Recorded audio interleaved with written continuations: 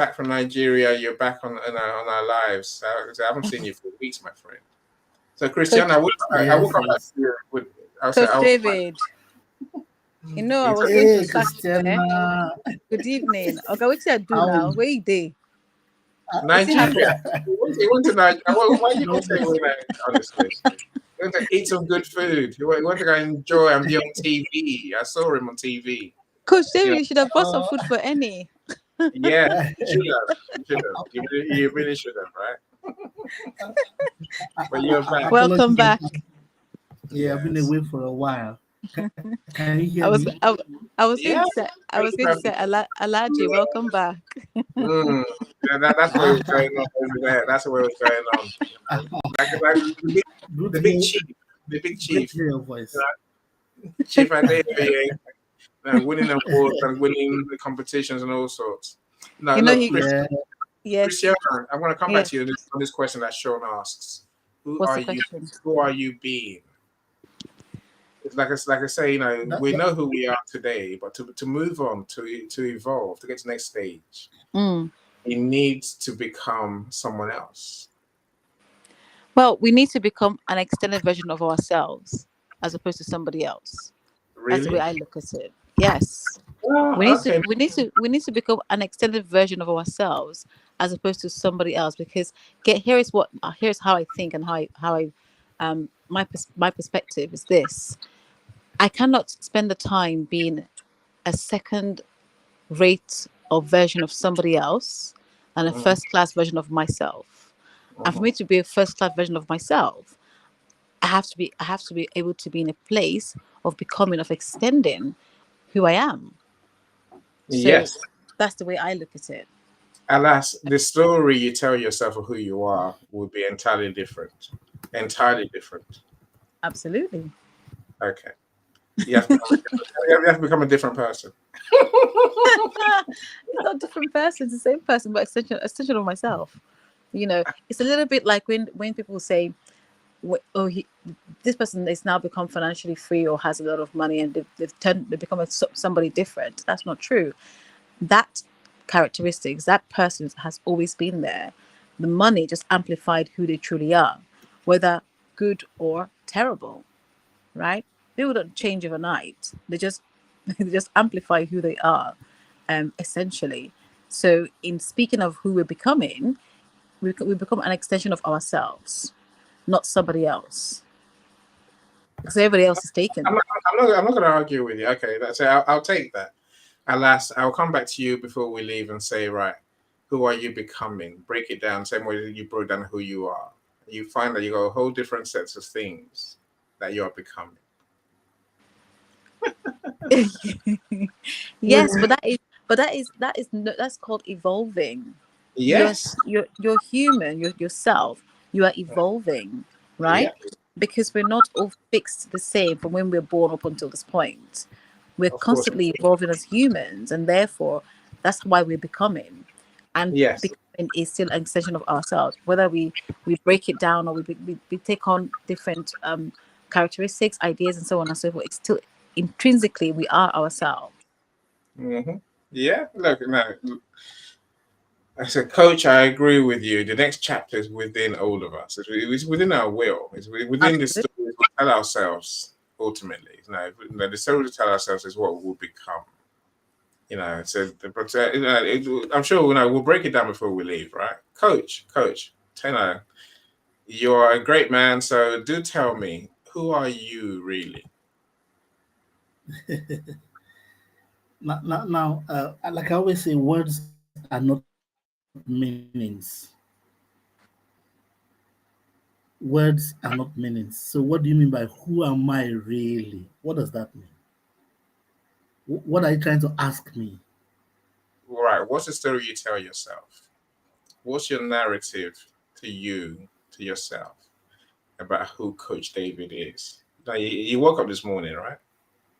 What was your story to yourself? What do you tell yourself you are? Who do you tell yourself you are? I need to get to the UK today. I need to make sure that's the conversation inside my mind this morning. I need to get to the UK today. I need to ensure I'm not late for the airport. I need to have my bags ready. And I'm going somewhere with that. Because being, and I thank you, Sean, for that, for the way you put it, being is huge and large. In fact, it has different kinds of classifications, and several things are going on at once. When people ask questions like, who are you? It's an in situ question, meaning it's a situational question that should come from some reflection, typically coaching or a moment of pausing. Until you take that internal stillness or pausing, we can't even start asking the question. I So if agree. you ask me, what story did I tell myself this morning? That's a story in the moment. But if you're asking me at a deeper reflective point, who am I? Then that's another conversation, which I suspect this is what this is about. And I say that to say many people are confused about the immediate being and the bigger being. And until you invest in your being by spending time, energy, effort, relationships, there are about 8 things you need to do to achieve clarity with who am I. So at the base of my being, I see myself, and you see my choice of words is moved to visual. I see myself, and visual and kinesthetic. That just went slightly deep, but that gives you a peep into my soul that I visualize and I create feelings based on the visuals that I have to help as many around me be the best they can be across different products, services, career paths that have been. Anywhere you find me, a set of values will always be on the table. There will be help. There will be a new picture. There will always be humor and a very strong disdain for evil or evil people. There will be hatred for any form of competition and avarice. But these things are consistent with my being anywhere I find myself. If I'm in that environment where these things are not there, it's a matter of time I'm going to leave. So I gave my answer because I wanted to see that we exist in layers and the depth is much. At the first cursory glance, there are about 5 layers. There's personality, there's psychology, there's value system, there's internal perception, there's perspective, then there are mental images. Those things play together and they have different kinds of ideas and solutions. So the idea that we can in a 1 hour 2 hour conversation peel through who I am as a person, we'll come up with a picture, with a portrait, which 3 days down the line you do another kind of analysis and then you find out, okay, why is there this different one? I'm trying to say we all need to take a journey into becoming. First of all, be clear about who you are and becoming. And you said something about your topic, being authentic and how to use that in business. That's the message I saw on my phone. And I say, hey, look at Annie. You want to build a whole skyscraper on the foundation that's so thin. I mean, people are still struggling with being authentic to know themselves. You won't start building business on top of it. How far will it go? So anyway, big question is, when we say who am I, let's be clear. What am I asking? Are you asking for my personal value systems? Are you asking for my self-image? Are you asking for my perspective and perceptions? Are you asking for my primary dominant thought or desire at that time? There's also so there are different classifications about what's going on in the mind. And per time, it's a picture you see when you take a picture or you take a slice.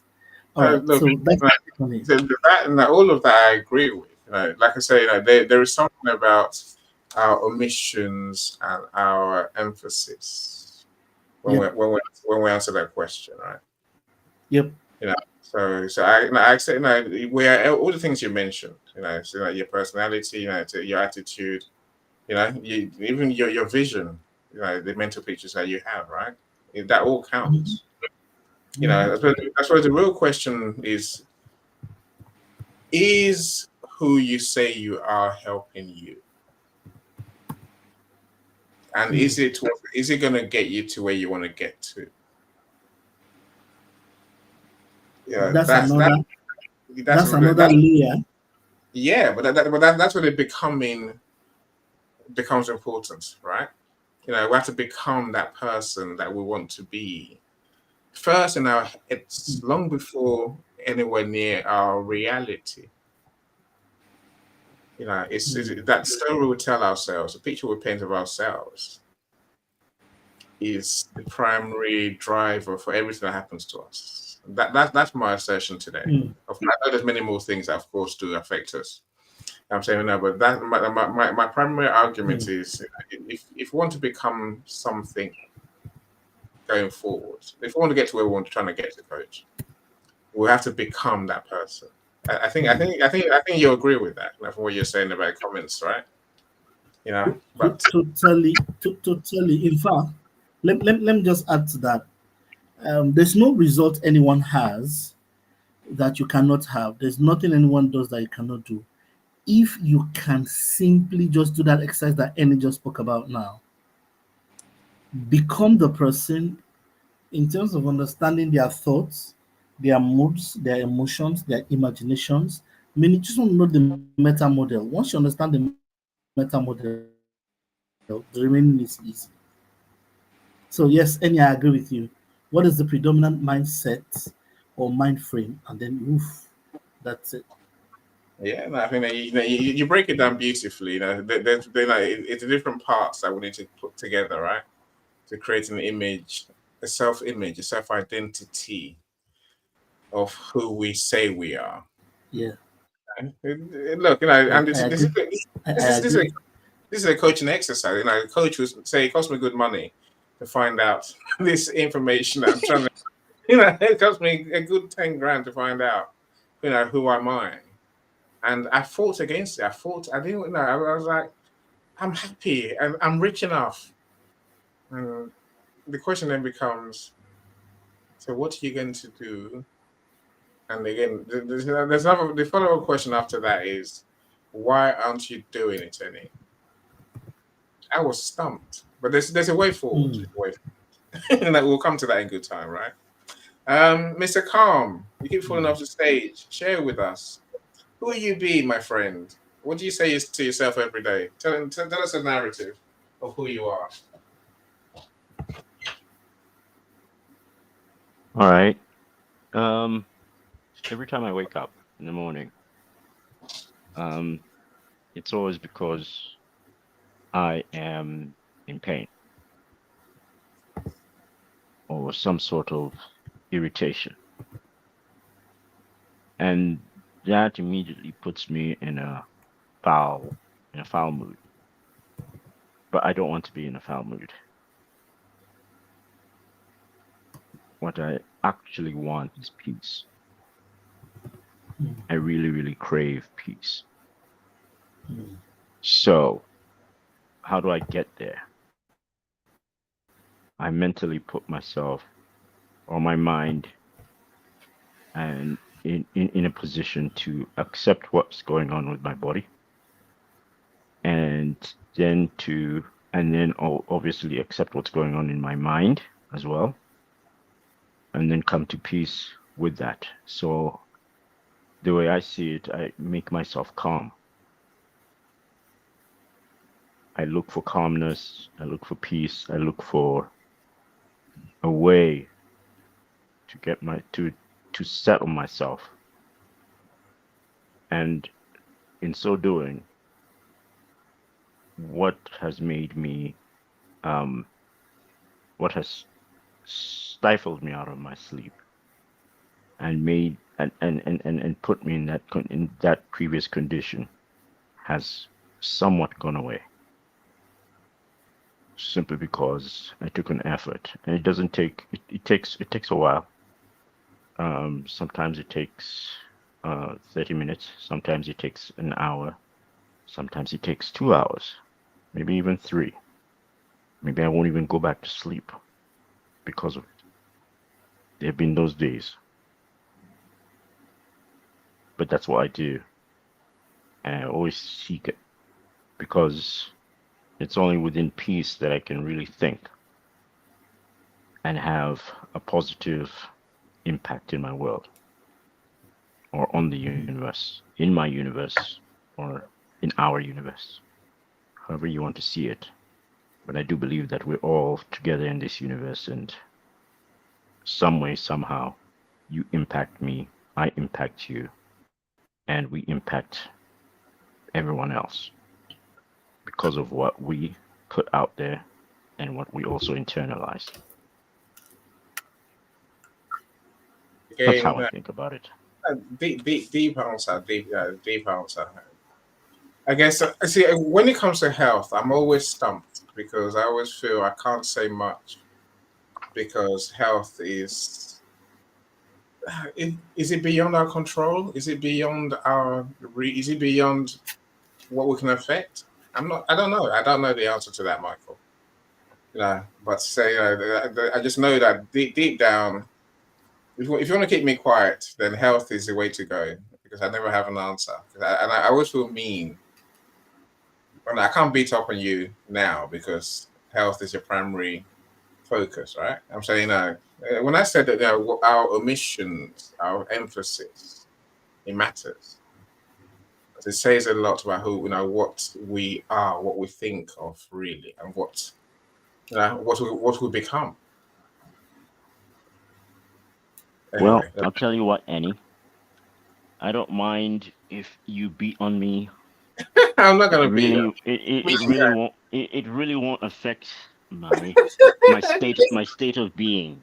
It might do that. I hope it affects your state of being. I hope it affects your story that you tell yourself. Let me do any, and then you see why I say such things, right?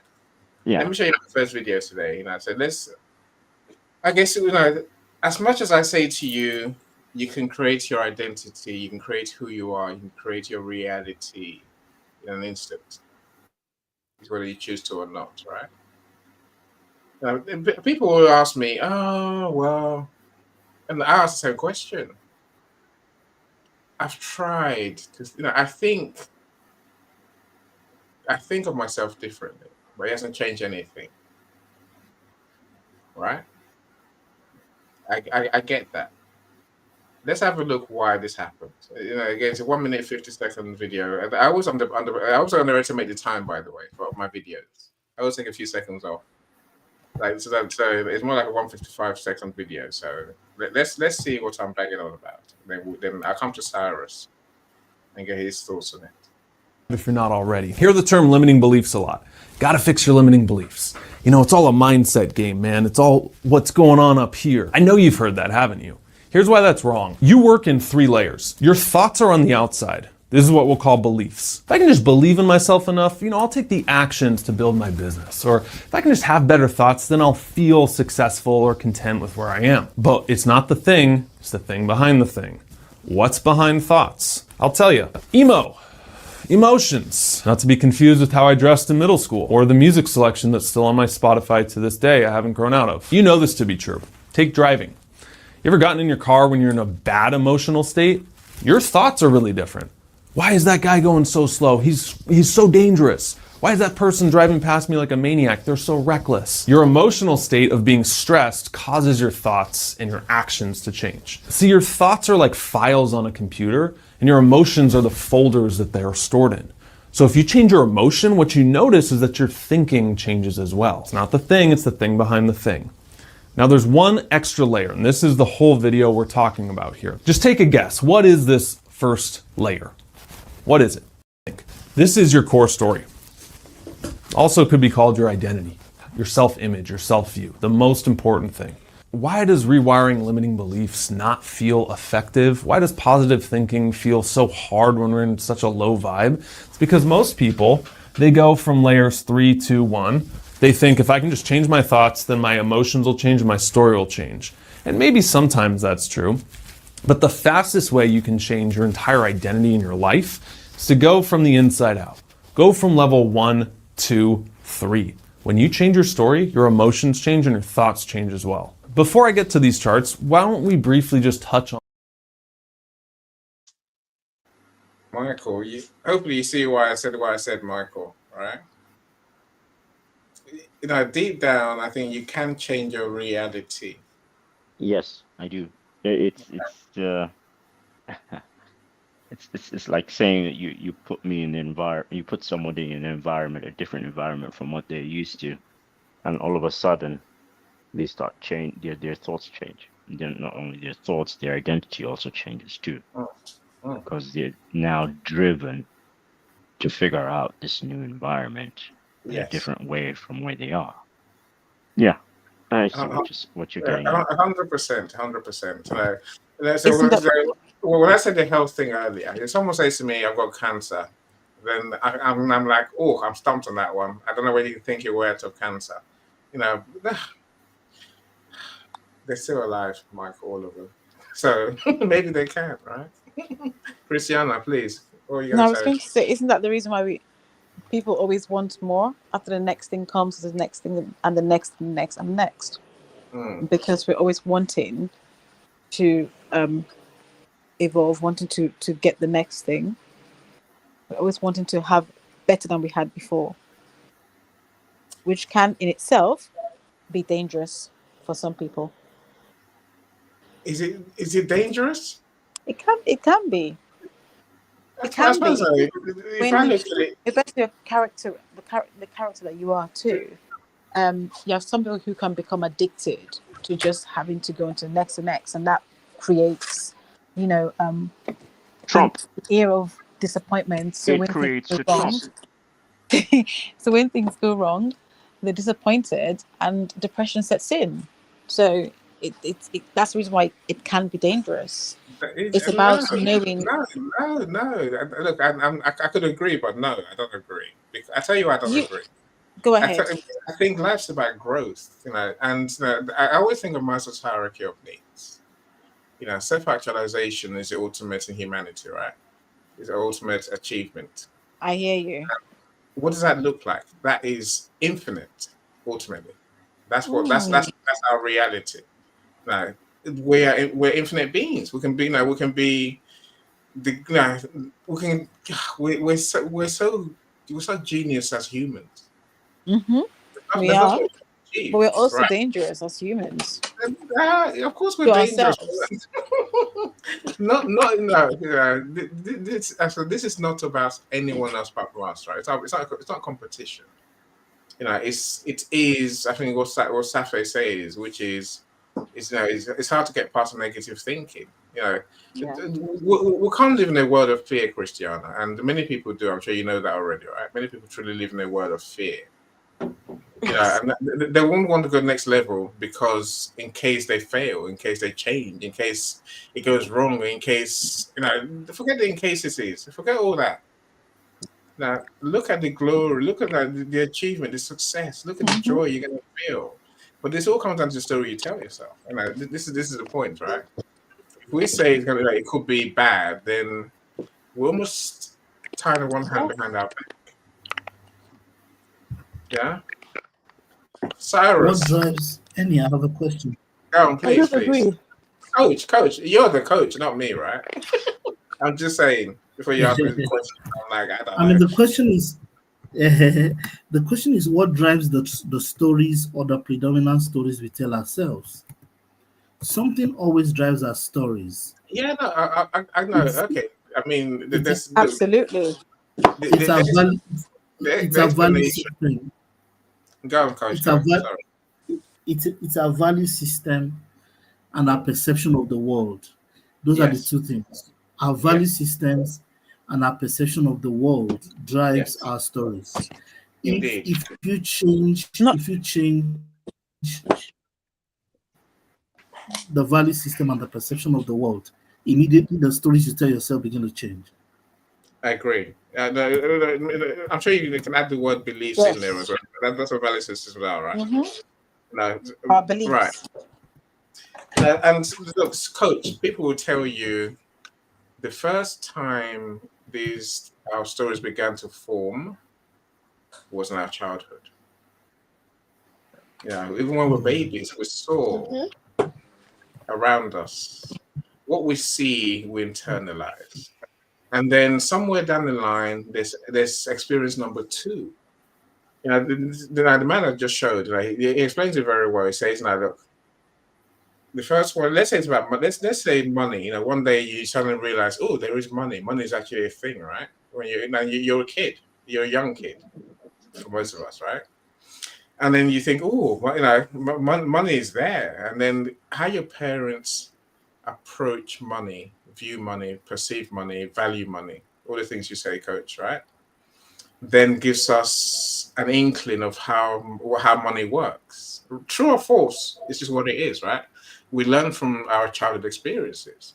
And then over time, we'll add another experience and add another experience.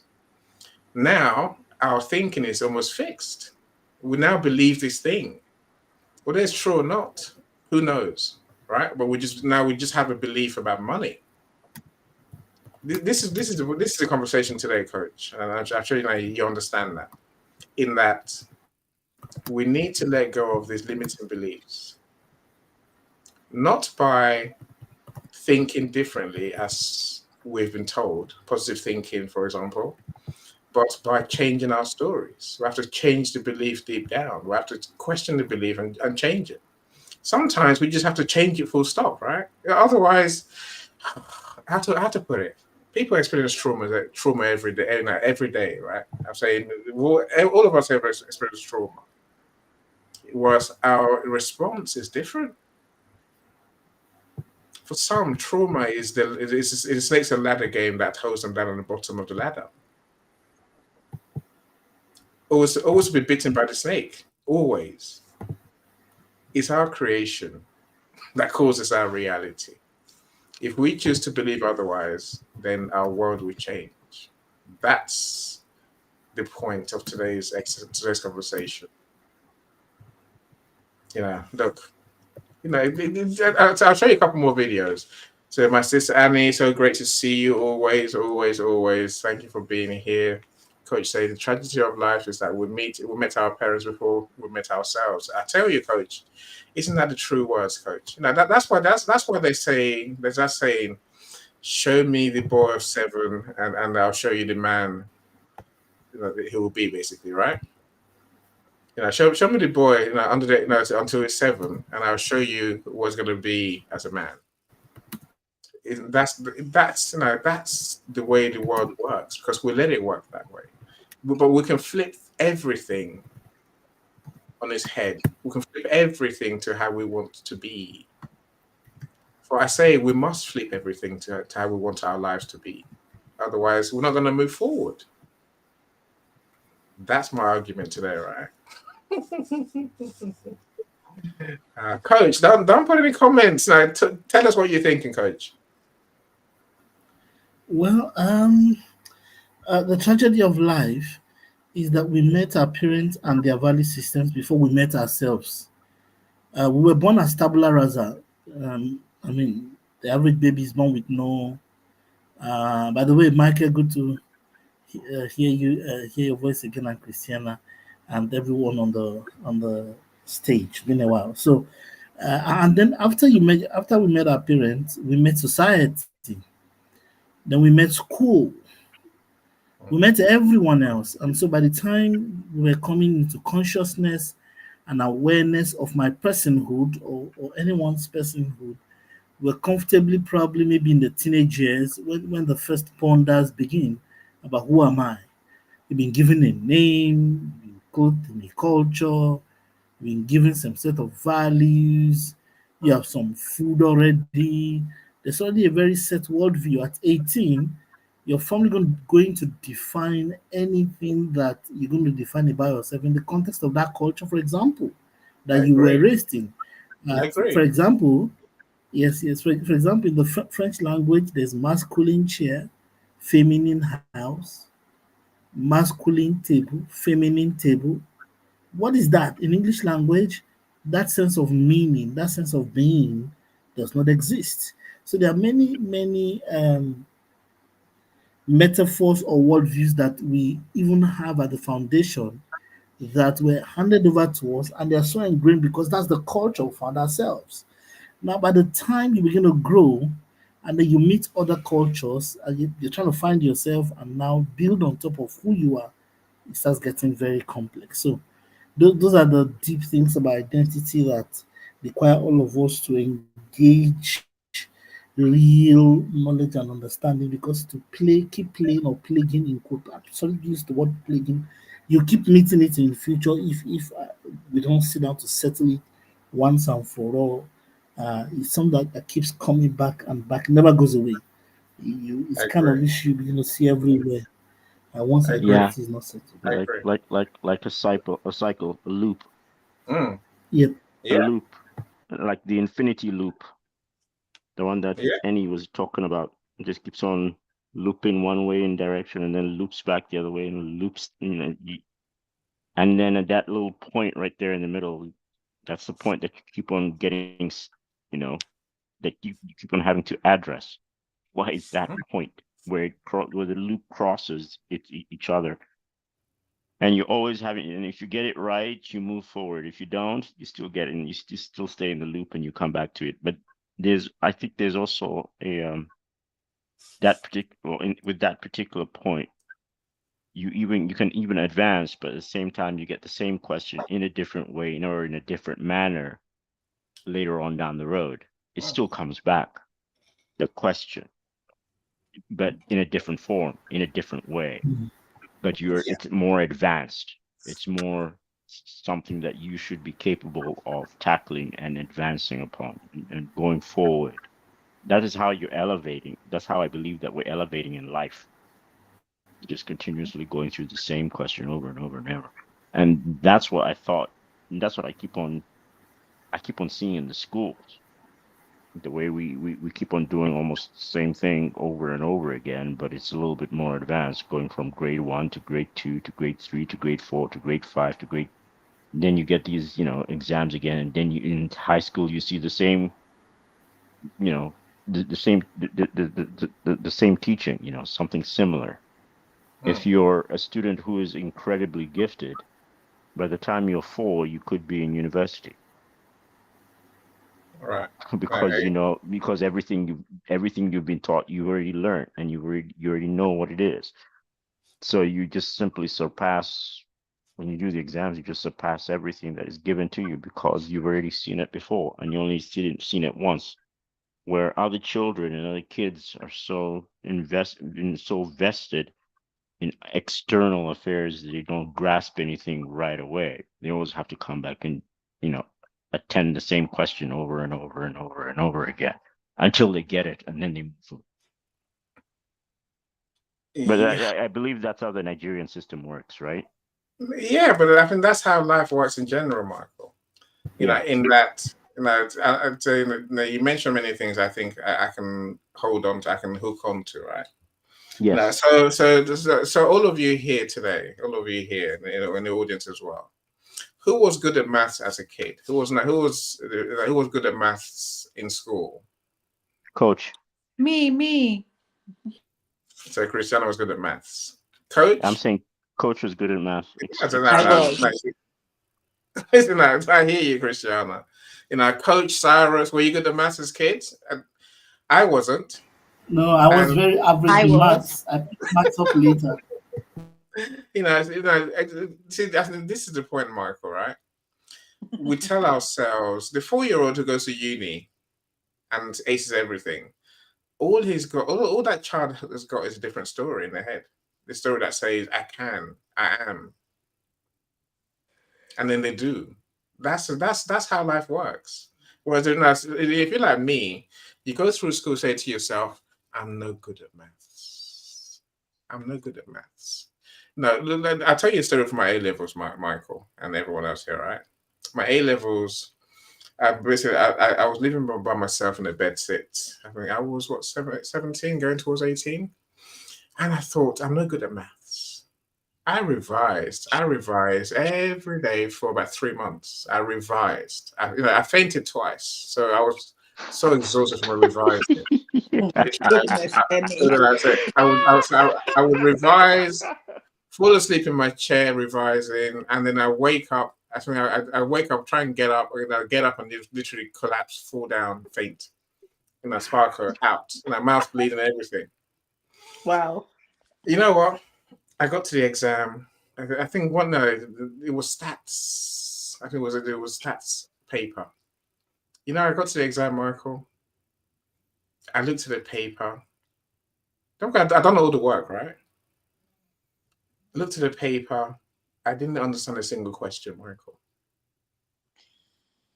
That day, my dream of becoming a doctor died because without maths, you can't be a doctor, right? You can't go into medical school. You plot. So I sat in that exam. I wrote football songs instead. You told yourself that.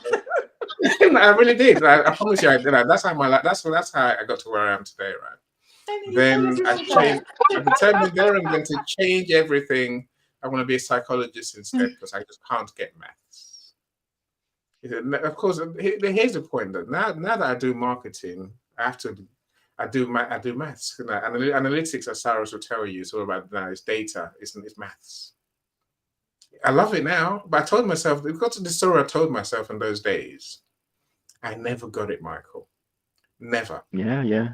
You caught Right. yourself out before. I really did. The stories we tell ourselves is what determines what we become.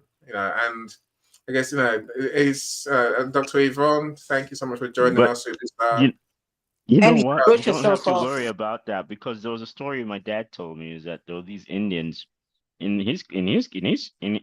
he was doing school, and they were very good. They were very hardworking, and they really knew their stuff. They got maths, But especially. they got maths. Yeah, sure.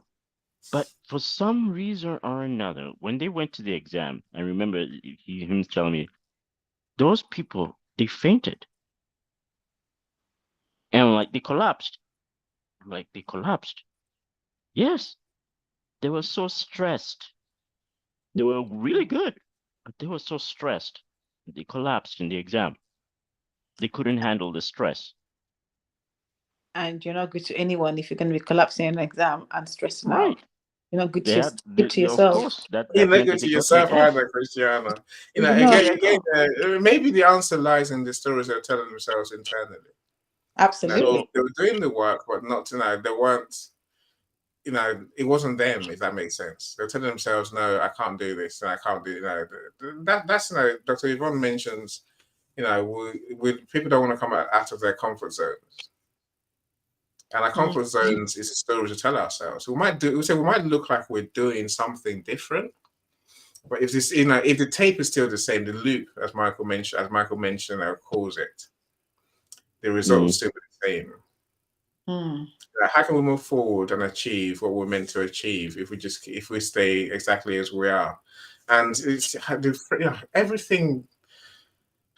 I tried to blag it. I tried to say, right, I don't want to increase my prices because I believe in helping those who are poor. Which is like, what's that about? I'm like, I don't know. It sounds good.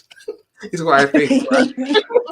It sounds good, But deep down, the issue was I didn't believe in myself enough. I didn't believe people would pay me what I was worth. Uh-huh. So I had to change that story, and I struggled to change it, and I really did struggle. So now I've learned to change my price. Now I've told myself a different story. Now my story is of being a multimillionaire. I'm not going to get there by sticking to that same old story of I charge peanuts, I get paid peanuts.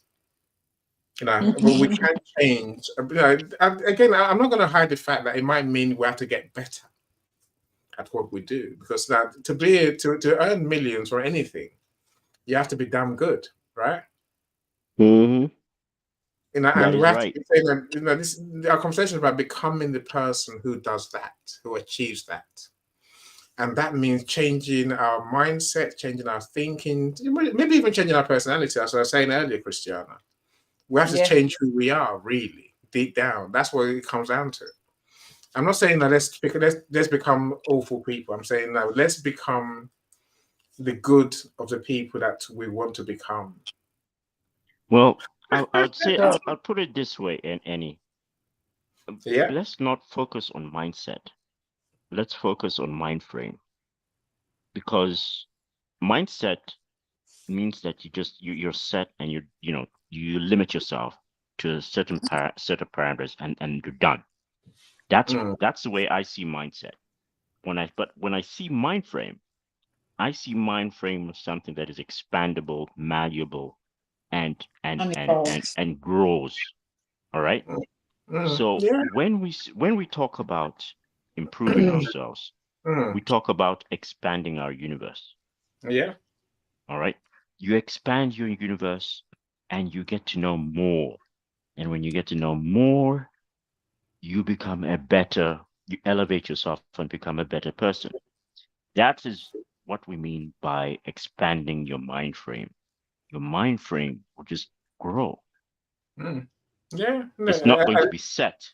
It's going to grow. I can accept that. You know, Coach will talk about the meanings behind words. I'm saying I think I agree with you. Maybe there's a need to change that mindset as a word. And I think one time because it's subliminally limiting, and you need to be aware, and that's what's happening. We're subliminally limiting ourselves by using words that do not apply. Hold on. That's if you choose to ascribe that meaning to it. I think there was one time I called it mind flow, because it's, like I said, forever expanding, right? Mm-hmm. Rather than being a fixed thing. So I see where you're coming from, but let's not dwell on that. I think I know what mindset is, and to me, it's not a fixed. It's not like a wall with boundaries. It's not like to me, mindset it's a concept. And I accept the concept, even if the word sounds a bit odd. Dr. Yvonne, no, I think it's my sister Annie that's talking. Math, she says crap. I'm with you there, Annie. But you weren't really. So until I became a nurse, she says, hates maths. She hates maths even now, but I'm better than I was at school. Now I have two sitting Guilds level 3. So I know you deal with medications, Annie. So she says, I look at the reflection in the mirror, and what you see is what you see, and what you see is a real genuine you with all the flaws, imperfections, and you are the same out of the mirror reflection. Then what others see, I guess. Well, then what others see is a real you, right? Stay real, be genuine, honest, loyal, true. How can others trust you if your reflection isn't really you? I suppose, Annie, here's what I learned, which is what I'm trying to share today. I think we can design who's in the mirror. That doesn't take away from what Monica was saying. In terms of being authentic and being a nice person. I think we can choose to be that nice person, and the more we tell ourselves that we're that honest, good person who's there to help others, the more we'll be that person. And again, I remember, I read a good long time ago. People at the top are nicer than those at the bottom. If you walk into a company, more often than not, and it's not always the case, of course, the chief exec they'll be nicer to you because they know niceness and good relationships matter. Whereas the admin will be like, go away, who the hell do you think you are? The junior managers will be like, wait, we don't want to see you here. So the niceness is a quality that we need, right? It's something that we truly need. To Alexis, and I said, I like this. I need to get rid of excuses and justifications and if onlys. I agree. That's the point, Alexis. We need to decide who we need to become, who we want to become, and reframe who we are. This is a point today, my friends. Cyrus, you've been quiet for too long, but let me show you my next video. That way, we're more than halfway home, right? We're more than halfway home. We're quite close. Sure. So Bob Proctor is, I think he's a genius. He passed away recently, but his words are always important. This is 2 minutes, 47 seconds. I've been honest. Yeah, I like that. See, I'm an honest person about my videos now. Here goes, my friend. Do you know that you have an image of yourself inside? When you stand in front of a mirror, you see a reflection of the physical you. But that's not the real you. You have a picture of yourself in your mind. Do you know Dr. Maxwell Maltz wrote a book back around 1960? It was called Self-Image Psychology, Psycho-Cybernetics. It's a phenomenal book. He said it was the greatest discovery of his generation. He was a cosmetic or reconstructive surgeon, and he found he would do work on people. He might have done a nose job or removed a terrible scar. And he noticed that when he did that, there was a phenomenal change in their personality. But he noticed with others, he would make a phenomenal physical change and there was no change in their personality. And that led him to postulate that we have two images. We have the one that's coming back from the mirror, but we've got an inner image. And that inner self-image is literally controlling our life. You will find people that have a very poor self-image or low self-esteem. They won't look you straight in the eye. They're afraid to shake hands with you. They're very shy and withdrawn. They go through life hiding from life. They don't like themselves. They don't know themselves. Do you know when a person improves their self-image, they change their entire life. Their income changes, their relationship changes, their health changes. And do you know how you do that? Start studying you. Start to find out more about you. There's something phenomenal about you. Do you know when I began to study this material 57 years ago, I had very poor self-image. I had low self-esteem. I took dumb jobs. I never earned any money. I never had fun. I had poor relationships. And as I started to study real solid information, everything in my life started to improve. I've got friends all over the world today. I earn millions of dollars. I'm in my 80s and I got as much energy as a person in their 30s. Do you see, when you start to understand really who you are, you're God's highest form of creation. There's things about you that just about blow your mind as you start to study and really understand them. You'll walk a little taller. You'll stand a little straighter. And you know something? You'll enjoy a whole lot more of life. You might go and buy the book, Psycho-Cybernetics by Dr. Maxwell Maltz. It's a classic. Maltz is gone, God bless him, but he sure did leave us something. Psycho-Cybernetics by Dr. Maxwell Maltz. Click the link, leave the information below. Study this. Terrier. You see, I watch Bob Proctor pretty much every morning. I do my story about my life. So whatever you call it, I say writing my goals, and then I'll do my meditation, and I'll watch a Bob Proctor lesson on mindset. Yeah, I think the man's a genius. But see, it keeps it very simple, right? Michael, please talk to us, Mr. Calm. What's your take? That was very interesting. I was very impressed by what he had to say. I've got a confession. I've got a confession, guys. And I'm a Gemini. Astrologically, that's where they put me, or I was born in that category, for something. So I'm a Gemini. I can be whatever I want to be.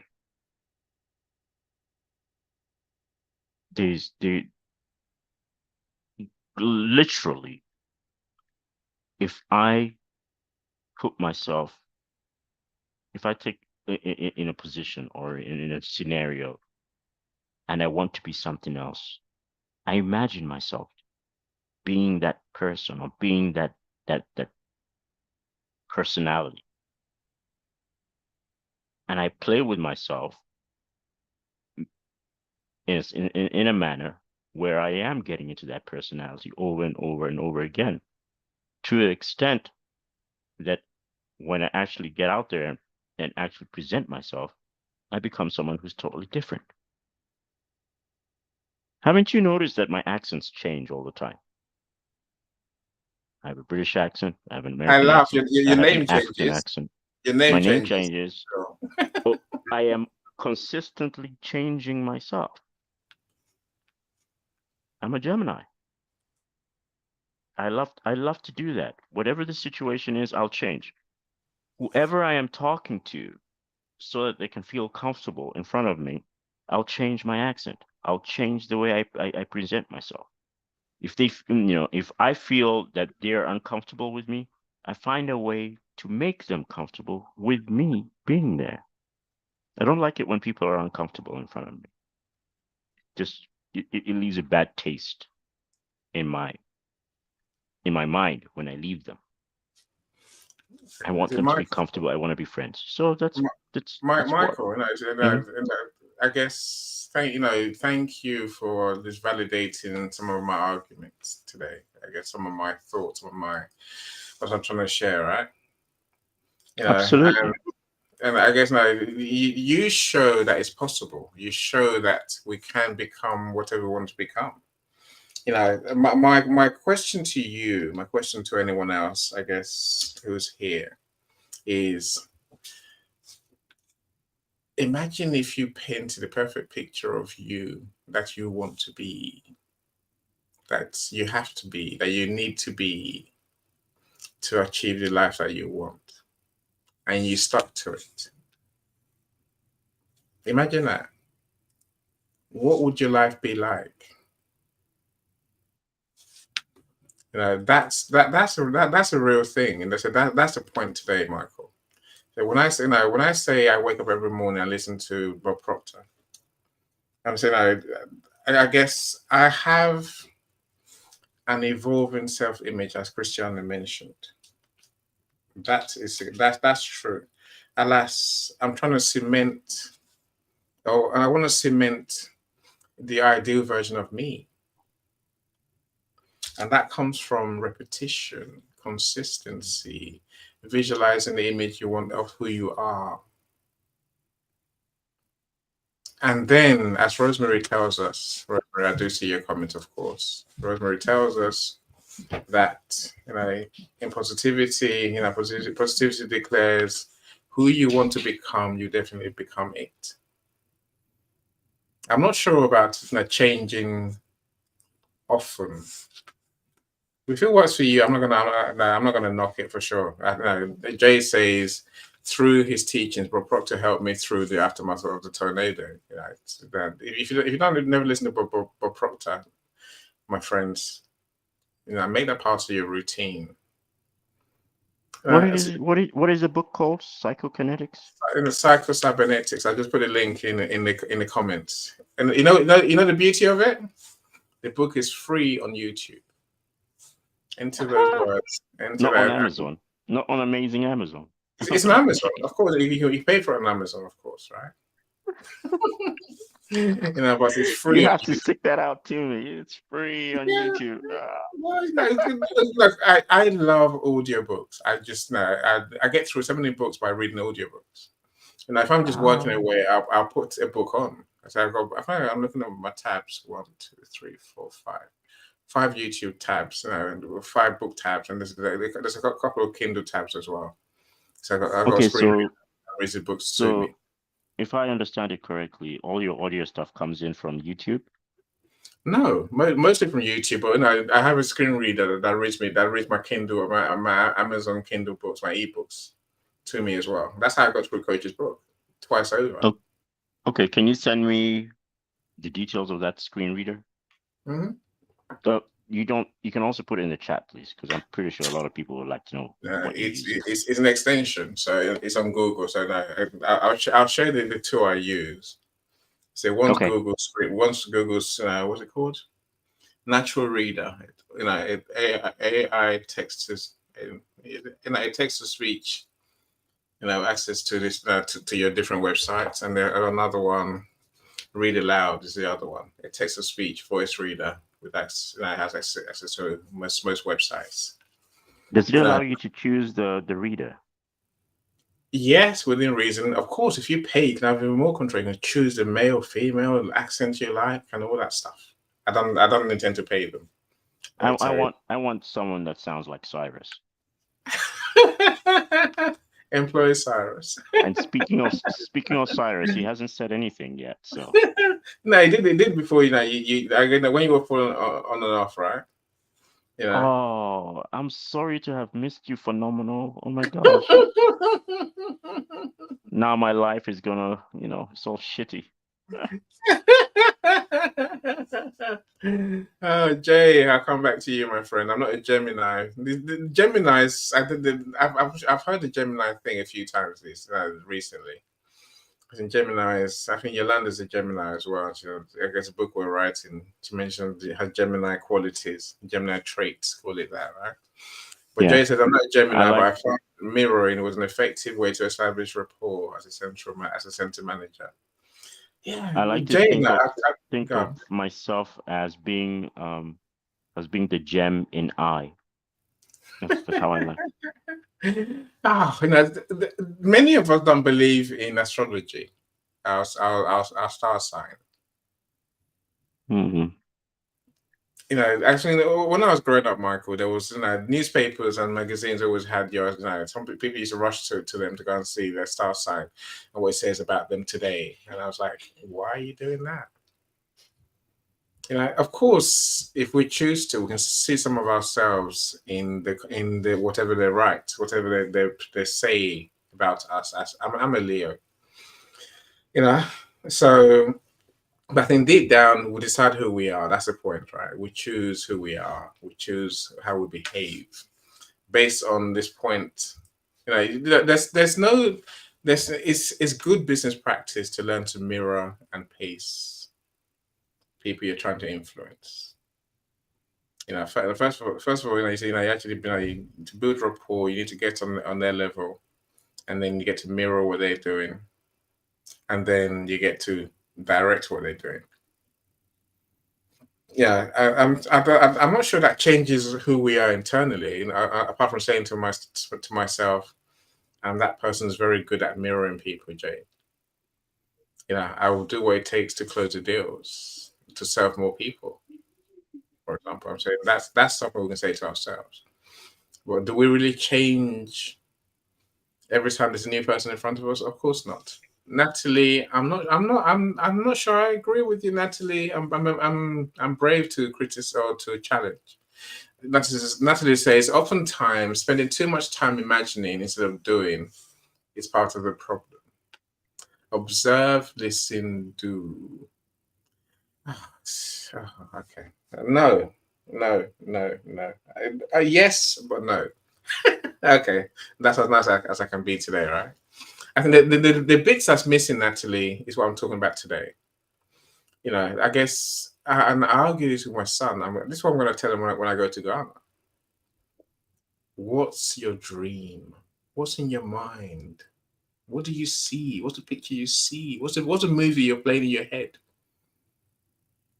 Because that picture is going to become your reality if you're willing to do the work it takes to actually achieve it. Whatever that picture is. If you think you want to fly a rocket to the moon, you can do it, child. We can all do it. This is the point. The story we tell ourselves, Nat, that's where it starts. It doesn't start now. If we have no picture in our head, we're just going with the wind. We're doing what Michael talked about earlier, loop after loop after loop of the same old rubbish, same thing that we don't want to happen. Whereas if you have a vision, you create that vision. Wow, that's what I learned.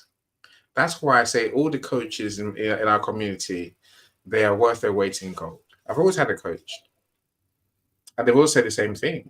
Your vision is where it all starts. The picture in your head, your story. That's a beginning. Yes, spend a lot of time imagining. Think back when you were a kid, Michael, and everyone else. When you were a kid, you spent your days daydreaming, right? And they're like, stop it. You're at school.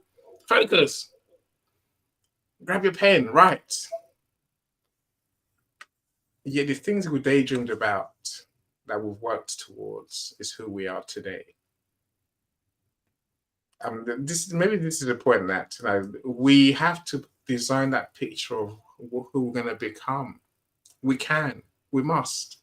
And we can be anything we choose to be. We can be as brilliant as we know we are, or we can be in our comfort zone and just carry on and hope that life throws us some some biscuits, as Cyrus will mention, as Cyrus will say earlier. Get the biscuits out. Yeah. This is a point, right? We let's not settle for what happens. Let's not settle for whatever. Let's go get what Coach David will call our divine destiny. Is there. It's there. It's there already. Everything we dream of is there. We won't be able to dream it otherwise. The question then becomes, do we really want it? Are we willing to work towards it? Are we willing to do what it takes to get it? Go on, Cyrus. Okay. First, I need to address what Calm just said. He said, "I'm a Gemini. I am the gem in the eye."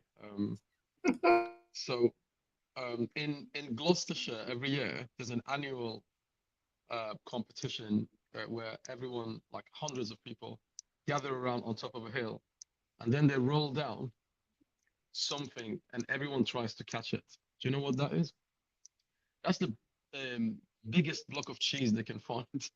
So from next year, I'm going to ask them to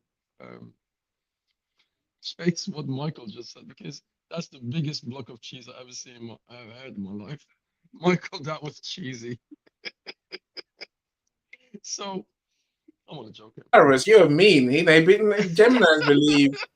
Those who I'm a believe in Gemini. astrology, I'm they a believe Gemini in myself. I'm a Gemini myself. No, I was I'm born on gonna 11th laugh. of June. I'm gonna laugh at that. That is. So All right. I'm a Gemini. I'll take it. I'm not sure what day in June you were born. 16. I was born on 11th. I'm a Gemini myself. Yeah, right? you're a Gemini too. Yeah. Absolutely. My sisters were born in 6. Yeah, one of my sisters and my mum were born on. They are Geminis as well. So you can imagine it's like a war zone in the house all the time. So regarding this live event, right? And this is the second fantastic live event you've had today. I love your shows. They're brilliant. Not because of your own personality, which it is one of the reasons. Not just because of that, because of the guests that you invite to your shows. Everyone who comes to the show, they just speak their mind, and that's what I like the most about these shows. About authenticity, you guys spoke about authenticity, and one of the things that I've noticed with some of the people I've worked with, I mostly work with CEOs who or decision makers of businesses, like people who want to create podcasts or whatever. So what one of the first things that I always teach them and share with them is that don't be yourself. Okay.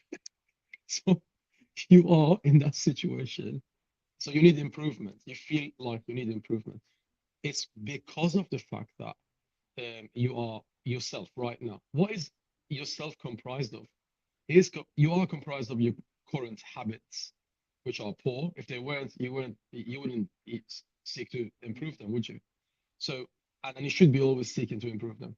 So, your current self is comprised of your current habits and your self-limiting beliefs. So, every stage of the way, you get rid of those, and then you move up the ladder a little bit.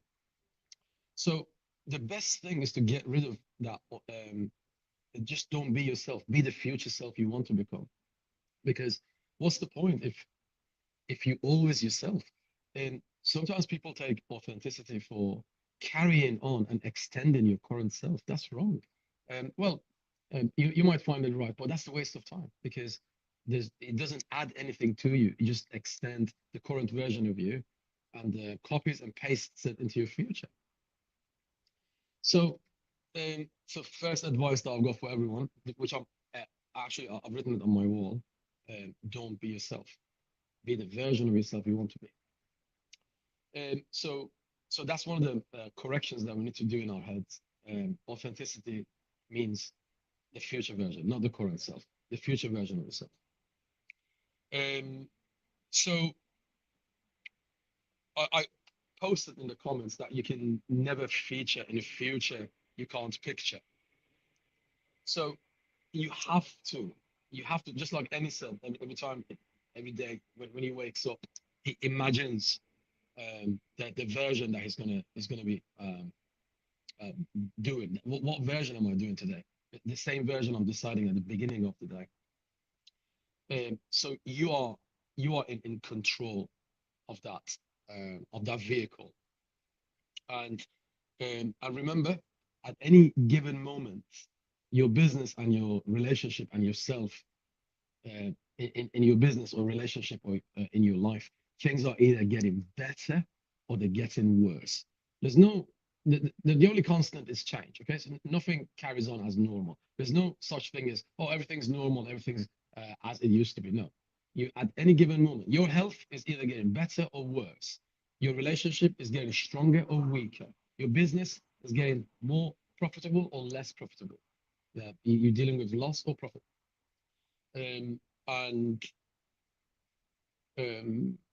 also, between the version that you want to be, this is where I want to talk about the ignorance tax. I've talked about it in any shows before, but I'm going to mention it again. Your current income is a result of your current knowledge or your perception of your self-worth. So between how much, let's say you are making $100,000 a year. Right now, you're making, so your knowledge and your self-worth is that much. That's how much you value yourself as. So between this 100,000, let's say you want to make $500,000 a year. So between this current income and the future income, there are a series of activities, a series of changes that you have to go through. Some people say they want to go through it. So I'm going to agree with Natalie on that comment here. Some people just fantasize about it and just say they want to do it. Some people actually go through that change and acquire those skills. And I have friends on LinkedIn who were scared of doing video live events. They were just interested in doing audio events. Audio came and went, and video's here now, right? So the change happened. Most people hate change. Not many people like change. I know I'm one of them. I don't like change. But you're human, my friend. You're human. We're all human. We love what we know. We love familiarity, right? True. That's absolutely true. And finally, when it comes to improving ourselves or doing what is necessary, just like Annie said earlier, becoming that version, doing those things. What I've come to realization is there are three types of people. Category one, they're always, regardless of age, by the way, this is what I'm going to explain about. Please do not consider this something that's associated with a person's age. Okay, age has nothing to do with it. So the first category is tired, aged person. I'm talking about really old person, like 90, 95, 100 years old, tired. I've done everything I was supposed to do. I can't do it anymore. I'm too tired. Leave me alone. I don't want to go through any type of change. So that a person at the age of 16 or 18 could have that mentality. Category two is the justice-seeking teenager. Some people get stuck in that forever, of being wronged, and I do not want to go through any sort of change. Don't put extra responsibility on my shoulders. I'm seeking justice. I don't want to succeed. I want to seek justice. Category three, the hurt child. So they always need extra attention, and they want some sort of comfort. They need comforting. So, in my experience, if someone is stuck in any of these three states of mind, no matter how much you try to improve them, they won't, because they're stuck in one of these three, and it's upsetting. I know. So one of the things that nobody talks about is the the damage that self-improvement can do to your psyche, because you become self-aware and you feel the guilt of not doing what you're supposed to be doing. Once you get over those hurts which occur to your psyche, you can make a lot more progress. And always remember, the situation that you are in right now, not all of it is your fault. Some of it is because of the educational system. Some of it is because of the circumstance. Yes, I agree. But now you are at the wheel. Where is it you're driving? Ask yourself. Thank you. You get it, Cyrus. This is what I love when people think clearly. Most people think better, clearly, more clearly than I do. But this is, you said everything I've been trying to say all day, Cyrus. This is it, right? You know, we are okay as we are, but the results are not where we want to be. Our future self is where we need to get to, and we're going to get there. It's whether we go there with our baggage, and that's one of those 3 hurt people, Cyrus, people who've given up, or are we going to get there as a people who have the guilt? And the simple way to change, to not be that person, it is to visualize your future self. Paint a picture. Write the story of your future self. Play it to yourself and believe it. When you do that, I think the guilt is almost taken away, Cyrus. The guilt, because if you truly believe you are that person, your story is of being that person who does that, you will do what it takes. Yes, the discomfort, Cyrus, is so true. People, we love our status quo. We love doing the same thing, familiarity. It breeds contempt, but we think it's all right to be stuck where we are. It's not all right. The world will change around us, and we're going to have to change with it. This is a conversation about whether we determine who we become, or whether we become who knows what. That's the long and short of it. Rosemary, I see what you're saying. Rosemary says, I walk in boldness, not arrogance. I carry influence, not just presence. Every space I enter is blessed because I'm showing up as my full, authentic, God-empowered self.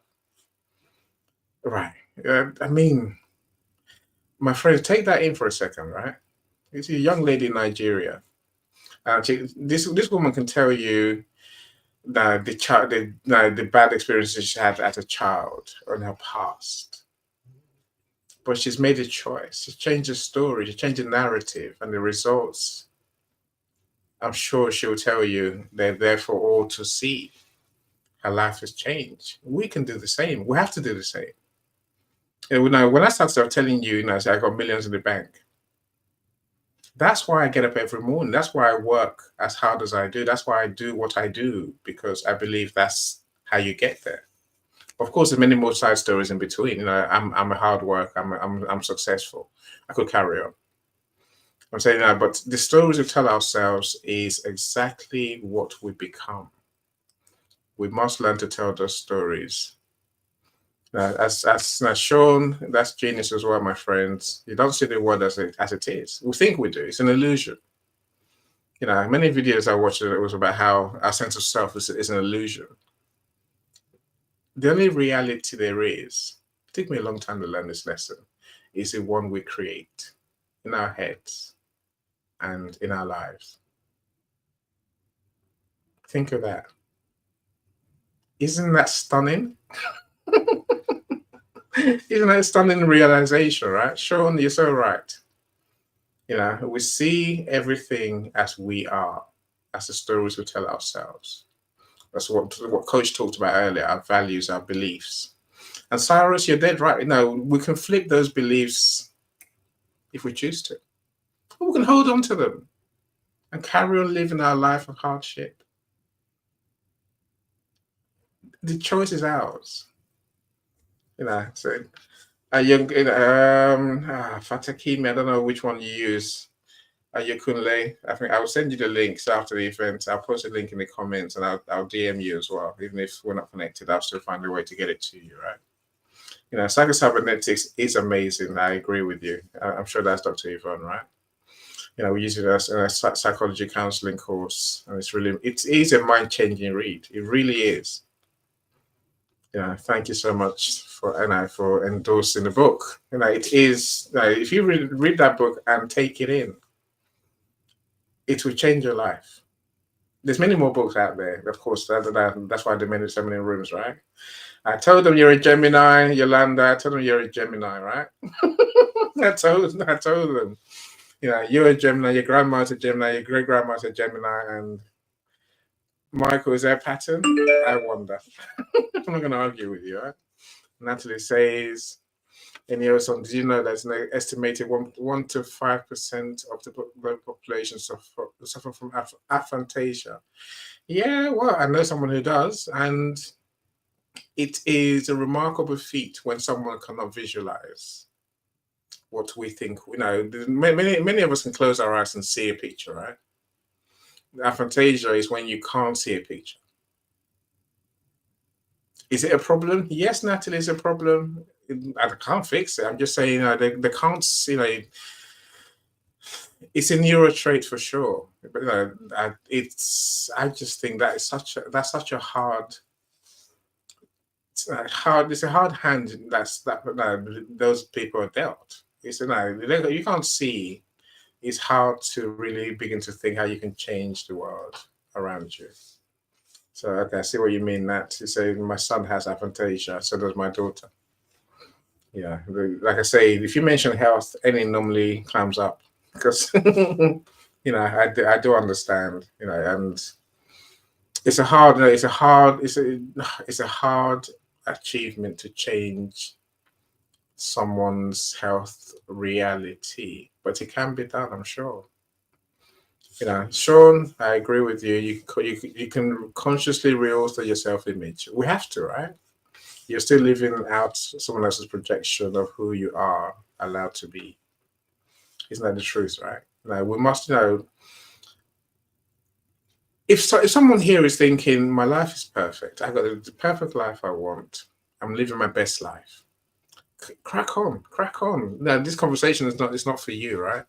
Maybe you want to come and share with us why your life is so great. But many of us, we're on that journey Sarah's mentioned. We're now our future self. That's where we're going. Go on, Michael. Well, there is regarding the health issues. So I came out of something called DVT, deep vein thrombosis, acute deep vein thrombosis in both legs. Very massive, kind of like elephantitis looking legs. Now, through a lot, and in my mindset, I'm not that person to have elephantitis. I'm an athlete. I'm someone who runs around a soccer pitch. What do you call it? First team player. I'm pretty good at what physically. I'm pretty good at what I do. I'm warrior class. Kind of like weird for me to be in this kind of condition and position. So that you're trying to get me to say, okay, I am crippled. I'm not going to be able to walk again, or when I have real. No, I totally refuse that. I am not that. There are a lot of examples of people, athletes being athletic, even at the age of 90, literally dancing and running, even doing marathons, huge marathons at 90. I'm only, 50 right now? Yeah. So it's possible to regain your athleticism. Just because the world has dumped on you and said, no, you're going to be this, you don't have to accept it.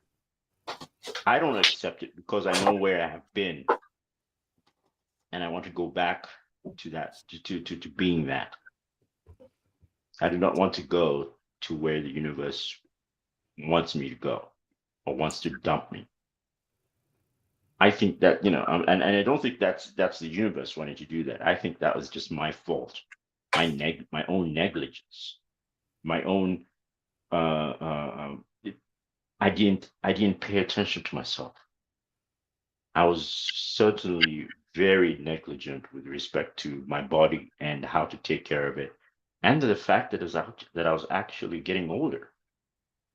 I was so focused on capitalism, making money, and so focused on being that person who's always making the money and getting it done right, and just money, money, money. That was my thought, that was all I needed. Heck, I didn't realize that I needed my health in that thought process. I was like, are you crazy? When I ended up getting out of this situation, or coming to my mind, because I was almost I was in the ER room and nearly died. They said, did they even ask me, why aren't you already dead? Literally, doctors asking me that. I'm like, I don't know. But they said, why are you saying that? Because the majority of people who come in the condition that you're in are most certainly dead, or will be dead in the next hour or 2 days or something like that. I refuse that. I literally mentally refused that. I let the universe know. That's not me. This is me. And I'm going to get back to being me. And I am fighting, literally fighting myself, my body, fighting what I have done, and trying and reversing it, in recovery, reversing what I have put in my body and what I allowed to happen to my body, and knowing wholeheartedly that I love myself, and I understand that my body can heal itself and can do things that are so phenomenal that and because of that, I'm going to put all the positive energy that I need to put into it, into myself, into my mindset, or mind frames, not mindset, but mind frame, so that I can get myself there. There's the road to recovery I've had a lot of stumbles, a lot. To the extent I was thinking to myself, I'm going to give up. No. That little image within myself said, no, you cannot give up, because you are this person and you need to get back to being this person. And of course, I had to talk to family, I had to talk to friends, and that's what I'm currently doing. I'm getting support from these people to live, to move on and keep on living.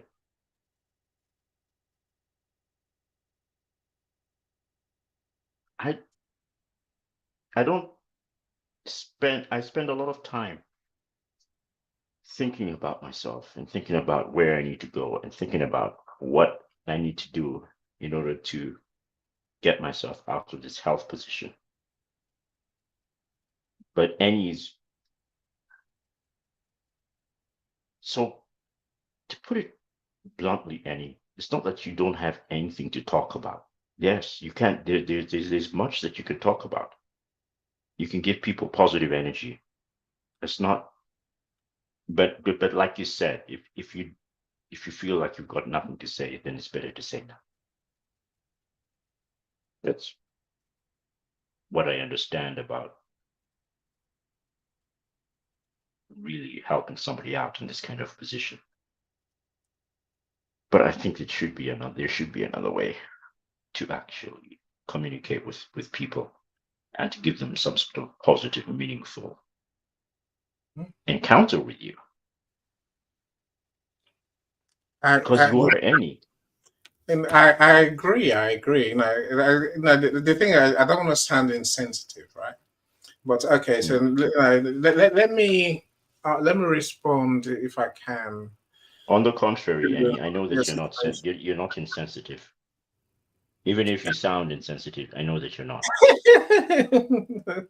You never sounded sensitive. I like that. Like, No, look, no, it is that I do aim to come from a good place, good intentions for sure. Look, Mhm.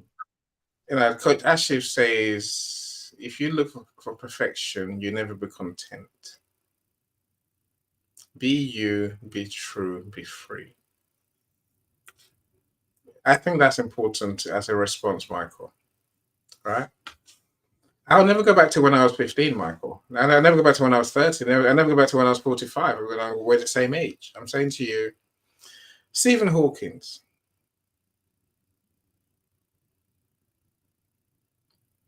his injury, disability, call it what you like, did not stop him achieving greatness, living the life he wanted.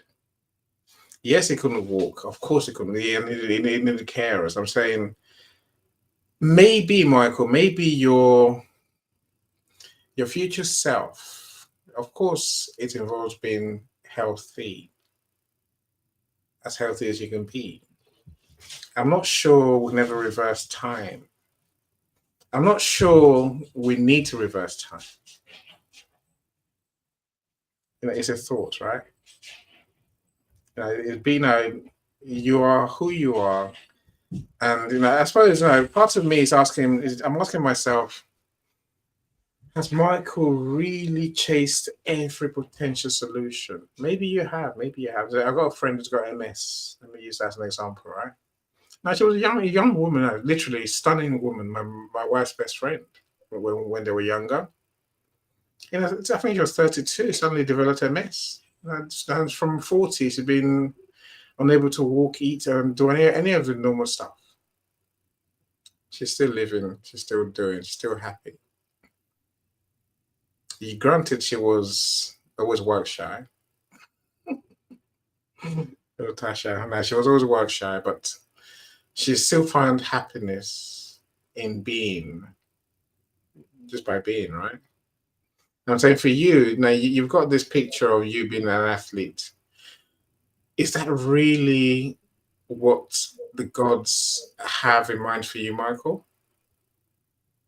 It's a question, and I don't expect you to answer me. I'm saying it's a question. I do not know what the gods have in mind for me, but I do know what I have in mind for myself. And I do know that you once said that nothing is impossible for us humans. And I totally and wholeheartedly believe that. Nothing is impossible. And literally, I want to make the impossible possible.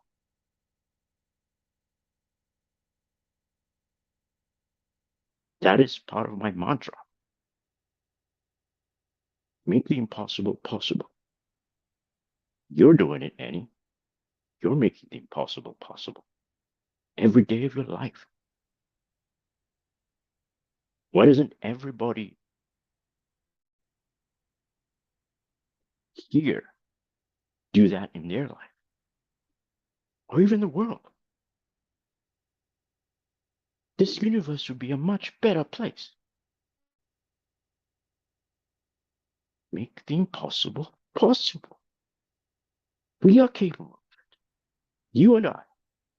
Actually, everybody in the universe is capable of it. So do it. Don't put limitations on yourself. There is no such thing. Have you thought of going to medical school? Nope. I haven't thought of going to medical school. I haven't even had any interest. No. I'm saying, Why if you're determined to find a cure for DVT, maybe you're meant to find it. Maybe that's the task that the gods are giving you. That's your divine task on this planet. That's your skill. That would be amazing. And that's also interesting. I'll keep it in mind. Let me add it to one of my tasks. That's what amazing things look like, Michael. Yes, that is very true. It's like this is what truly. Again, I understand the need. I really do. As I said, I've sat down too long to understand the health effects that we suffer from, right? But say, getting skinny legs is not for me. It's neither here nor there. It doesn't. That's not what I'm here for. I'm saying for some, the mission is what it is. Once you realize that's what, if you've looked everywhere, what's that saying? If you knock on the door, no one opens the door, build your own, right? May well come to that, Michael. You can't say you're I too have young. all the time in the world. You really It may do. come to that. And I know you work as well. I'm not. No, it's not that you don't work. It's been. If this is what drives you, Michael, this is what your life is. Embrace it and then work out, how do I become the person who finds a solution to this situation? That is what I am in the process of doing. Okay. So your future self will thank you when you find a solution. And either through, I'm sure. Is there really a solution? Has anyone found a solution yet? Can you say no one has for sure, Michael? Can you say you've looked everywhere, thick and thin? There is news that some people have already found a solution. There is news out there that's actually positive. So I'm in the process of trying to chase it down. Excellent. See whether it's true and whether it's real. Excellent. And it's coming from where? Africa, of all places. Can you imagine? I couldn't. I was baffled. I was like, what? No way. Yeah, that's what I'm hearing. So we'll see. Yeah. You're right. I have not closed all the loops. The loops are infinite. But I'm gonna go through as many as I possibly can as I live in order to find out what can I do to help humankind out of this situation or to improve the universe. I'm sure you agree that would be one big thing, one huge thing. That would be your future self that we've been talking about so far, right? Yep. It is that story, the story you tell yourself of what you're here for, what you're gifted for, what you can do. My friends, all of you, go on, please, carry on. I invite you to take the trip with me. Because this is going to be a journey. And it's going to be a wild ride. So if you're able and capable, come on over. Let's go for a trip. We'll talk. You can tell me what's involved, right? Yeah. Okay. Tell me what's involved, and then we'll go from there. Cherise, welcome. So I'm sure you're just woken up. I'm glad you're here. Thanks so much. My authenticity comes from my performance and track record. And I always made an impact on my clients in the no-nonsense negotiations. I hear you. Look, who we are, what we say we are, is what ultimately becomes of us, right? So Gideon says, I'm depressed. Gideon, what are you gonna do about it? Now you're depressed. Who are you gonna talk to? How are you gonna find a way forward? That's Michael was just discussing. It's on us to find a solution to the thing that we want to change. Depression is a mind frame. Yes. One of those other mind frames. Yeah, sometimes it's a mind frame that you can get out of. A lot of people can get out of it. It's just a matter of how you look at it. A lot of people do get out of it, Mike. I agree with it. But a lot of people also live with it. I'm saying depression is not going to be what holds you back. It's your thinking, the rest of your life that holds you back. It's your mind frame, the way you approach it. Yes. And look, welcome, Brian Bing. I see you. It's always great to have you in our rooms, Brian. You know that. Thank you so much for being here, right? So Natalie, having a good start in life and having equitable resource distribution impacts the capacity to do. And of course, the many things that affect our capacity to do, even to think, is what we've worked out so far, right? Let me show you my last video. Like I said, I want to have closure of sorts. So how do we change our mindset? How do we change our self-identity? Let me show you, my friends. It's 3 minutes, so let me show you now. Then we're closer to going. And here, I'll simplify the entire inner work in one question that you can ask. I can't because whatever it is. I can't because. If you want a juicy nugget to dive into and do some inner work, you ask yourself that question. I can't make money because, and you'll find the story, level 1. I can't find love or get in a relationship or trust people because, and you'll find maybe 3, 2, maybe 1. I can't get myself to stop procrastinating because oftentimes the core story there is fear-based. I need to uphold an image. I'm scared of rejection. I don't want it to go wrong. I don't want to admit that I'm not as far ahead as I thought I was going to be. I can't because. If you got the cojones to sit down and ask that question, I promise you, your next level of growth is going to unlock. And all of this is fear-based. And what you find about fear is that most of it is not true. Fear is just a negative visualization. That's it. It's just seeing what could happen and assuming that it's going to go wrong. What's so funny about fear is that 9 out of 10 times, maybe 99 times out of 100, your fear doesn't come true. And you don't even remember the times where you were afraid of something and it didn't go that way. You don't like give yourself credit for that. You just kind of ignore it and then you move on to the next fear and the next fear and the next fear. I can't because blank. Realize that 99% of the time, those fears actually never happen. And this takes a lot of self-awareness. It takes a lot of guts to ask, because it's painful to realize, dude, I've been telling myself a contamination story for like a decade, 5 years. Oh man. So let's recap what we learned. I hope this was useful. If it was useful, let me know in the comments and give me your biggest takeaway. There's 2 types of story. There's commitment and contamination stories. And most people are telling themselves the first. Your stories are at the core of your emotions and your thoughts. You need to go from levels 1, 2, and 3, not 3, 2, 1.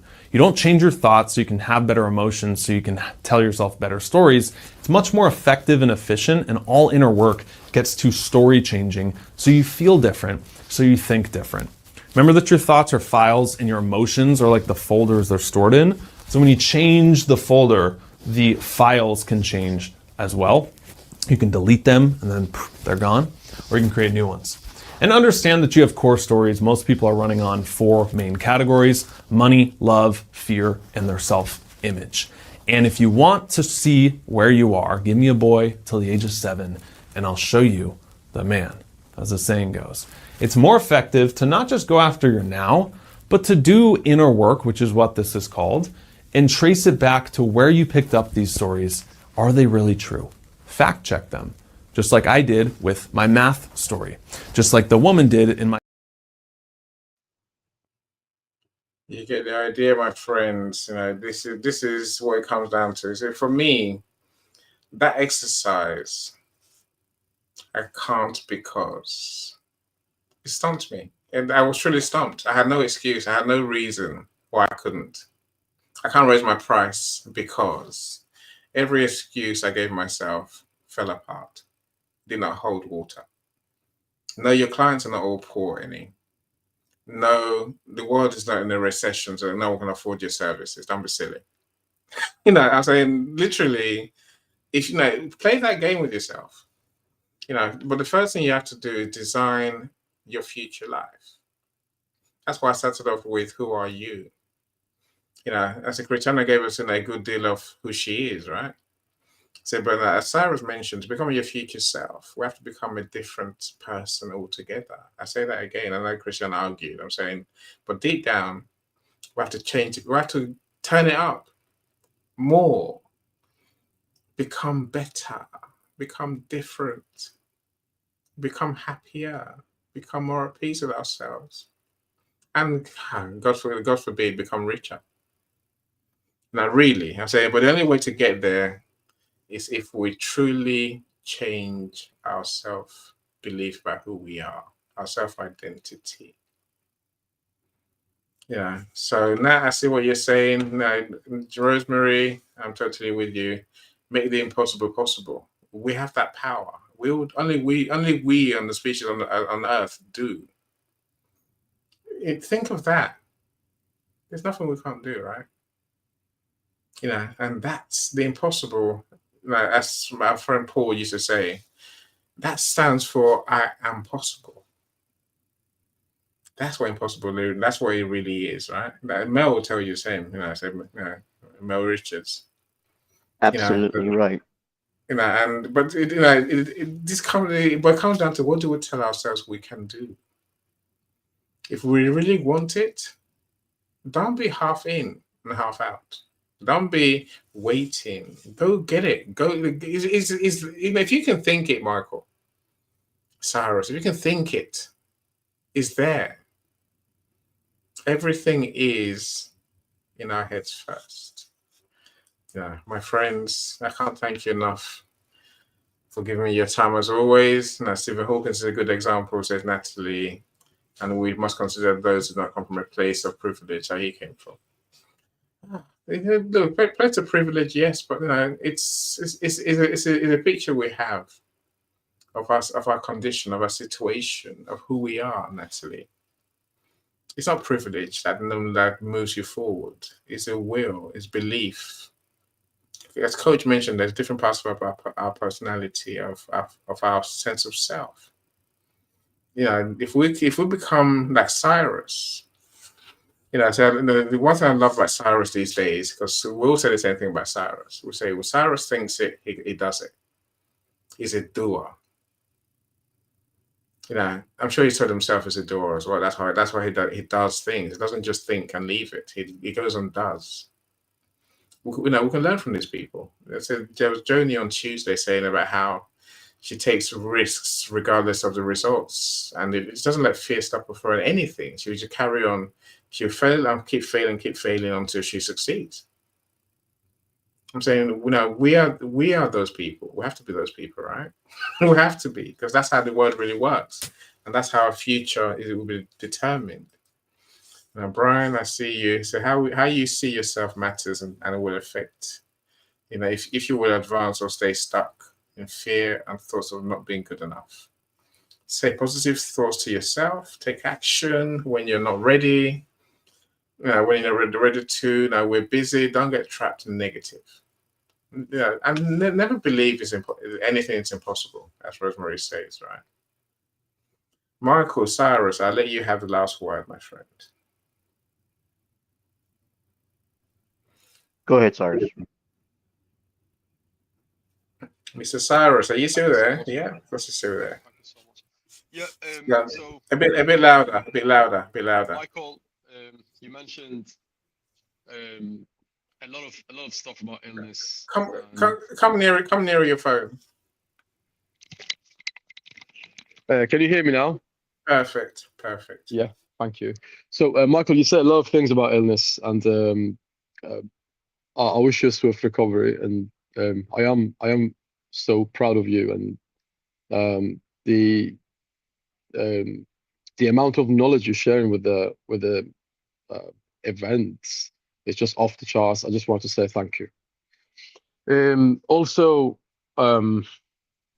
Stop making me regarding blush. also regarding becoming the version that you want. Okay, so if you guys are listening to this on repeat, which me and Calm always do after the show is finished, we always watch the repeats. So if you're on your way to become that person, yeah, there are moments you're not comfortable. There are moments that are not exactly your favorite moments in life.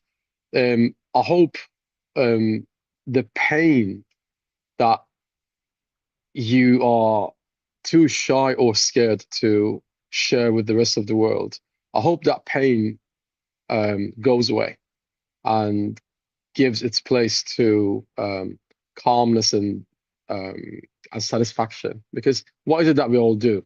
We just want to live a happy life. Okay, we have a limited number of days, limited number of years, and we want to be our best. Okay, I hope you are your best, and I hope next year you're better than this year, and on and on and on and on, because you deserve it. And yeah, things do get tough, and guess what? So are you. You are the ultimate warrior. You are, no matter how you look at it, you are on top of the food chain. Okay, so you can do it. You are doing it. Just keep doing it. Thank you. Thank you, my friend. Thank you so much. It's much wisdom there. Mr. Calm, what say you before we go, my friend? Well, I like the way what you said, Annie. I am possible. I'll leave it there. Yeah, thank you. Thank you, everyone. Natalie, especially. I always have to thank Natalie for moderating our comments. You're a star. Look, I'm almost like a challenger. I don't want to say I dare you. I challenge you. Dare to say who you are today, and then dare to write down your future self, the future self that you dream of. And keep looking at it. Don't just don't write and put it away. Write it, and then almost every day, whether that's for a month or whether that's for however long you're gonna do it for, right? But ask yourself that big question. I can't because, and you find that the only thing that's stopping you is you. And then don't let you stop you, right? If as you mentioned, the access Stephen Hawkins had, Natalie, we can all have that same access. I know you're thinking it's a lot of money. We can have the same way of being, my friends. Don't let anything stop you, because the only thing that stops you really is you. That goes for all of us. There were days when I had to face this reality. My thinking is what was doing me in, what was holding me in that loop, Michael, that you mentioned. But I want you to say, I challenge you to answer the questions. I can't because, good luck with that. If you want to come and share with us what you learned, what you decided, what you come up with, maybe you might have good reasons why you can't. Right? I doubt that. There's no good reason. Think about it, right? I can't because. Then you realize that we can. Nothing's impossible. My friends, enjoy your night. Thank you so much. So we're back in 2 weeks' time. We've got Christiana's room tomorrow. We'll talk about how to be positive, or maintain a positive thinking, I guess, after miscarriage and baby loss. So that's probably a good place to leave it today, right? Because can we come back from such a devastating loss? What can I say apart from we have to, we must. For our existing kids, for the kids we're going to have in the future, we must come back. We must find a way to come to terms with it. It might feel impossible on day one, even maybe a month, even 6 months later, maybe years later, if it was difficult. It's not impossible. That's why we're human, my friends. I leave you with the words, I can't because. Ask yourself those questions. Thank you, Michael. Thank you, Cyrus. Thank you to all our speakers. You always amaze me. Thank you to everyone in the audience. Sean, Charito, Rosemary, I could carry on, Brian Bing, Gideon. Hopefully you find some healing, Gideon. Coach Asif, thank you so much. Now, when you forgive, you heal. When you let go, you grow. Thank you so much, Dr. Yvonne. Oh, too many people now. Alexis, I appreciate you always. So working my clients' books as we speak. Thank you so much. And of course, there's Safi as well, the virtual artist. Do go and check out her work. Look, go in the comments, see who you want to connect with, right? Because there's people here you want to connect with. You're here for a reason. don't waste the opportunity. Connect with people who you don't know and meet the people that you haven't met yet.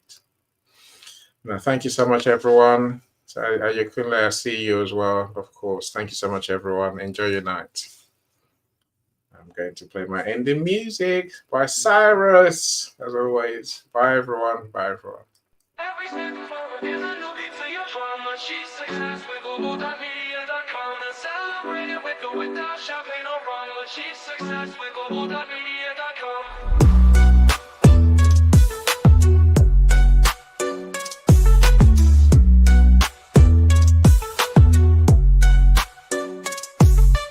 Every step forward is a new beat to your